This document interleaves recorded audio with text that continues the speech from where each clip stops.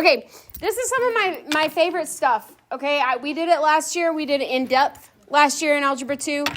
So this should be review, but it's been a long time since we looked at this kind of information. It says, since logarithmic expressions can also be written in exponential form, the same properties that apply to exponents can also be applied to expressions involving logarithms. These properties allow us to manipulate logarithmic expressions to form equivalent expressions that may be useful. Okay, so we're finding equivalent expressions. It says first the product property is this. So the product property says if I'm multiplying in the argument, I could expand that into addition. So if the argument's being multiplied, it could be expanded into addition. Okay. And that comes from the fact that if I'm adding my exponents, I was probably multiplying like bases. Right? Or when I multiply like bases, I add my exponents. Here, if I'm dividing in the argument, what do you think is happening with the log? They're subtracting. And then the last thing, if the log is to a power, then we could bring that power down as a coefficient. And you'll see that x to the n becomes n times log base b of x. Cool? So using those rules, we're just going to rewrite equivalent expressions by condensing each expression into a single logarithm. Okay, so this only works if the base is the same in both places. So that's to note right here, the base is 4. On part A, you see that the base is 4. So that's why we can use this logarithmic property to condense it. Okay, if they're adding, what are we going to do with the argument? Multiply. So the answer here is log base 4 of xy. Y'all remember? Okay. Letter B, they're subtracting, so this is going to be log base 3 of 5 over z. Bless you. The next one's fun. Yeah, sure.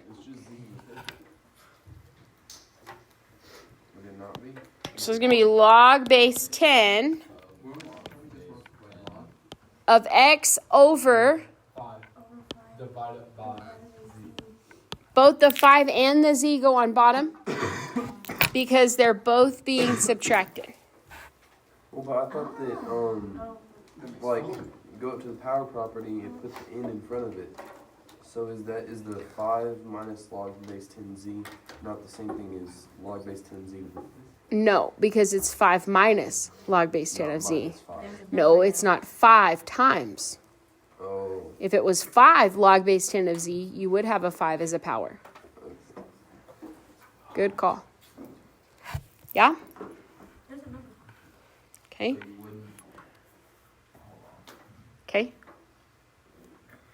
So whenever it's subtracting log 10 of 5 minus log base 10 of z, you wouldn't turn that into a fraction? No. No, you could put 5 divided by z, which would simplify to z and 5 both in the bottom. Oh, okay. Yeah. You could have, so what you're asking is why is it not like this? Yeah. So it's the same thing. If you divide by z, then you might as well say x over 5z. Same thing. You're going to get the same number there. You don't believe me? Who doesn't believe me? Don't believe? Well, I mean, the way it's written like that, it looks like it'd be x over 5 over z. Right. But this is, And if you put it and multiply it, but I'm telling you that these are the same. You could have x over 5 times 1 over z.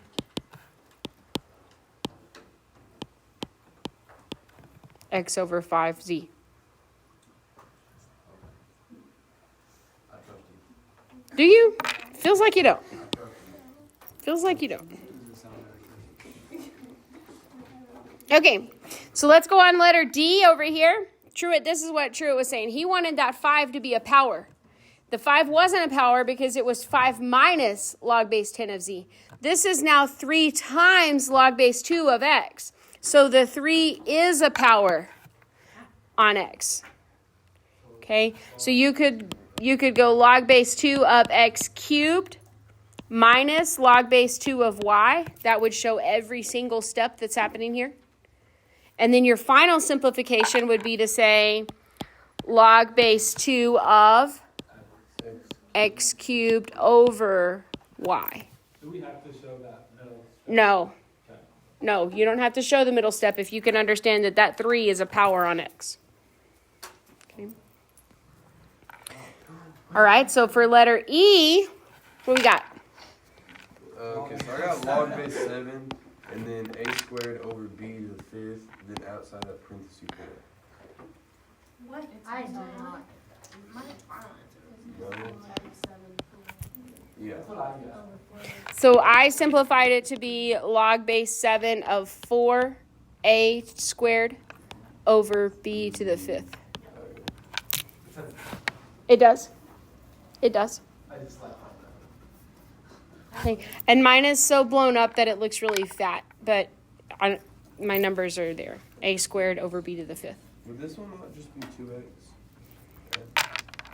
Okay, so this is interesting on F. How'd they get 2? When I'm dealing with a log and I know that it was in base 6, how was it originally written? I like it. She says it would be like log base 6 of 6 squared. That's how they got that to say 2. Or it could have been 2 log base 6 of 6, in which case either one of these make 1, so we cancel them. Plus log base 6 of x, right? So if that was the case, and I have log base 6 of 6 to the second power, or 2 log base 6 of 6 plus log base 6 of x, then how does that actually come out when I write it? X squared. Is it? X squared, X squared. 6 squared times x, 36x. 36x. Okay, let's back up. I think you can see this. So if I consider that this 2 was actually log base 6 of 6 squared, plus, why would you do that? Because you want to look at it like a logarithm. So that now I can condense. So it's 36. So this would be 6 squared times x, right? Because it's this plus this one. So I would see log base 6 of 6 squared x, or log base 6 of 36x. You have to look at the 2 in terms of it having been a logarithm. Can you see that, Joseph? Like literally visualize? Otherwise, you don't know what to do with the 2. So you got to write the 2 as a logarithm. You know that it's a logarithm in base 6. So then you follow the property. How did they get the 2? Because I know that this was log base 6 of 6, which is 1, which would have left me 2. So this must be the 2 in the logarithm. Then if I'm following the properties, this is being multiplied by this because they're being added.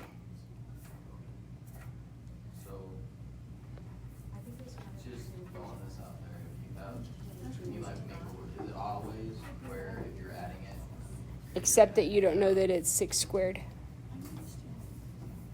It is, I mean, it's the same thing. I just think for when you're finding that the 2 is alone, you know, because then you can see that's being multiplied by 1. True. Okay, so Jenna is saying that she felt like it was easier to see where the 2 was coming from if you could see it like 2 log base 6 of 6.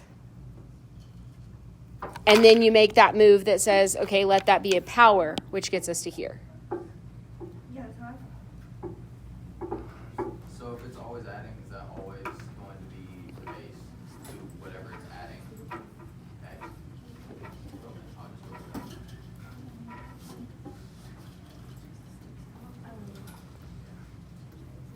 Yes. Yeah. Are we good? I mean, more or less? Are we better than bad?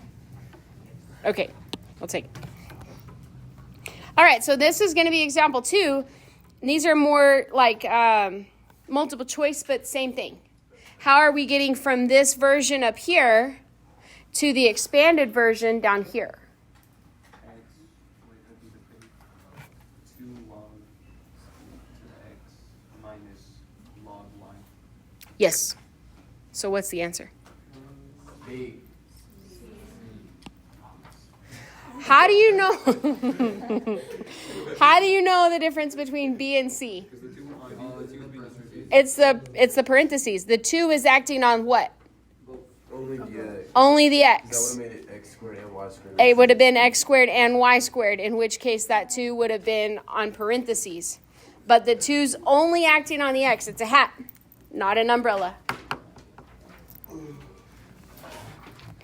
Are you sure you want to be recording this class? All right, so example 3, it says the function f of x equals log of 6x. This is a horizontal dilation of the function g of x is log x. Okay, horizontal dilation by a factor of what, y'all? Oof.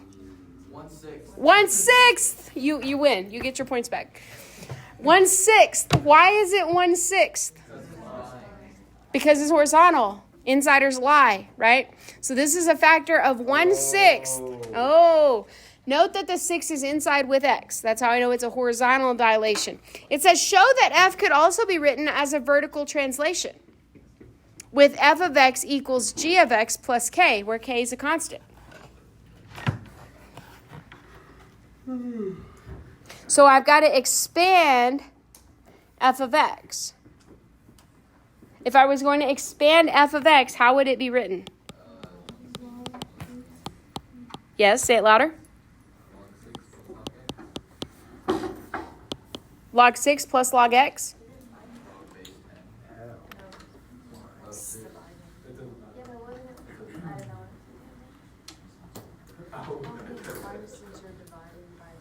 No, you just know it's a. I just asked you what's the translation or what's the dilation. It'd be by a factor of 1/6.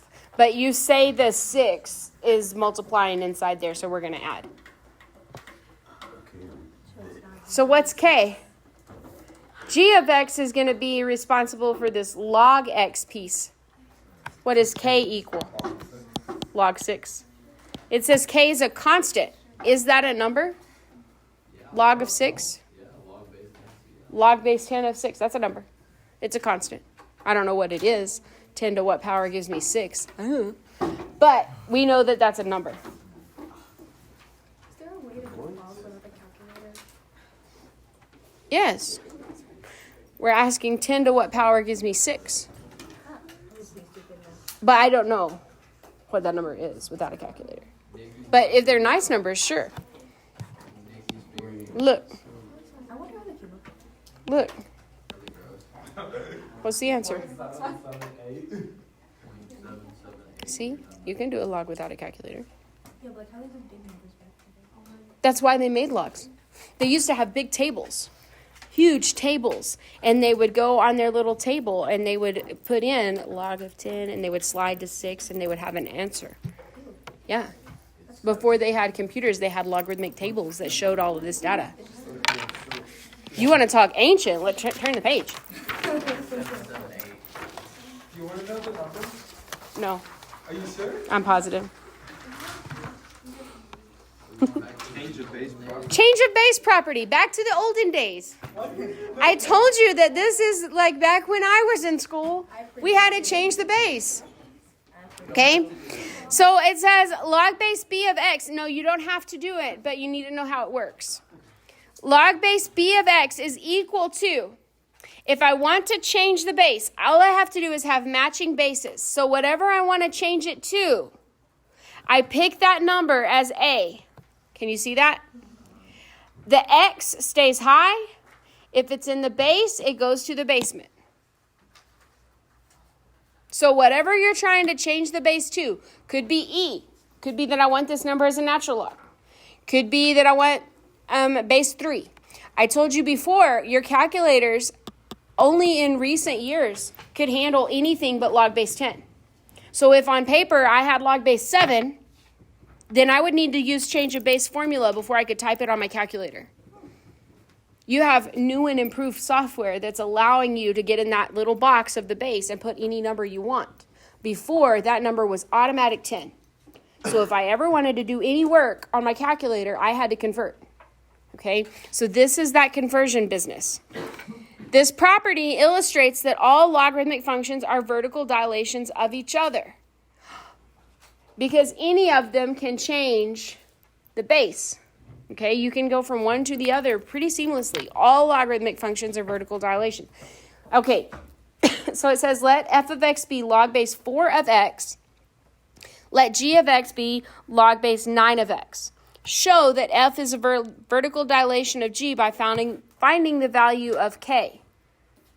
Okay, so we're saying f to g. F to g. So f is log base 4 of x.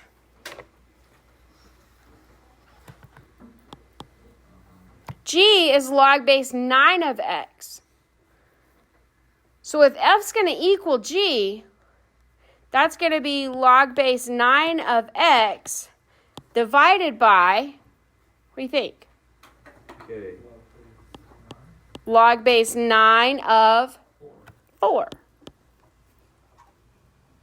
See, those are equivalent statements. If f and g are equal, then f is equal to g divided by log base 9 of 4. Where did log base 9 come from? So we took the base. The base is the 4. We took the base to the basement. Right? And we picked a new base, 9. Why did we pick 9? Because that's how they wrote g. Log base 9 of x. Okay? So the x value goes up here. The base goes to the basement. And you pick whatever base they tell you to pick. It's beautiful. So what does that mean k is? They're wanting us to see that f of x is equal to k times g of x. I can tell that g of x is this top piece right here. What's k? K is equal to 1 over log base 9 of 4. That's the constant. Negative log of 9 of 4? No, negative doesn't put it in the top. If you raise it to the negative power. Yeah. Okay, it would be a Okay, negative but log. it still didn't make it negative. You could do log base 9 of x. No, because that would be x over 4. So write it like that.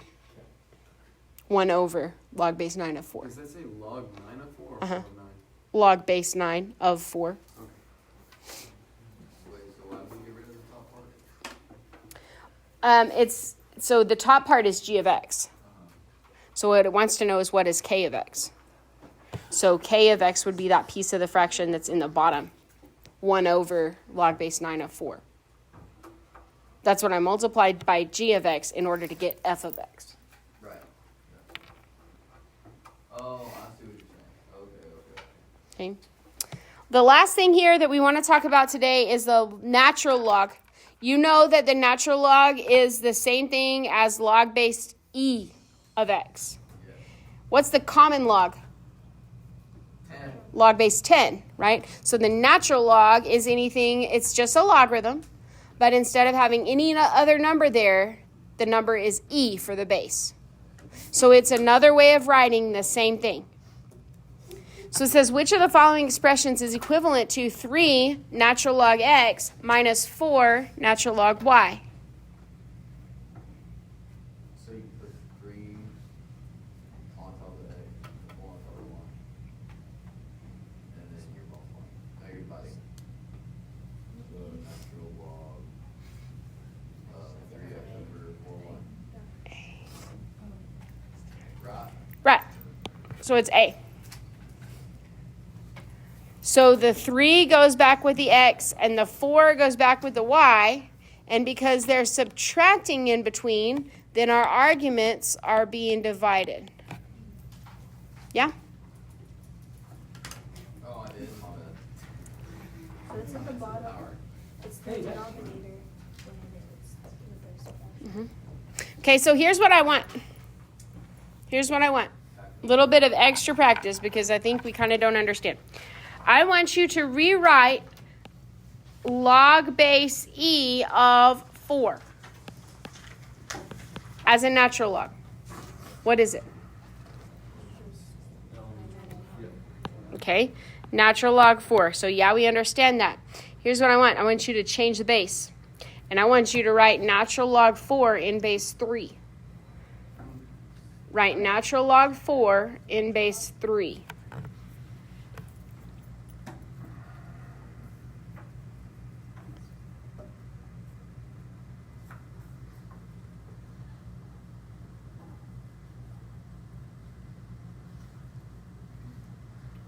No, you can't. Yes, you can. Like that. Hey, convert it back. Convert it back to normal log. Okay, I was gonna say, she said natural log in base 3 that is It'd be e cubed, wouldn't it? log. Wait, would it be e cubed? Hmm? Would it be e cubed? So I'm taking it from natural log 4. The top goes in the top. I told you to write it in base 3. And the base goes to the basement. That's so fun. Base goes to the basement. Feel better? Base goes to basement.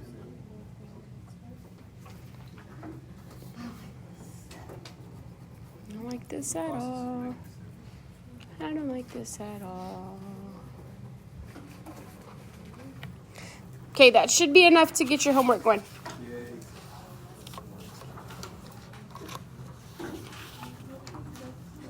True, it sleeps.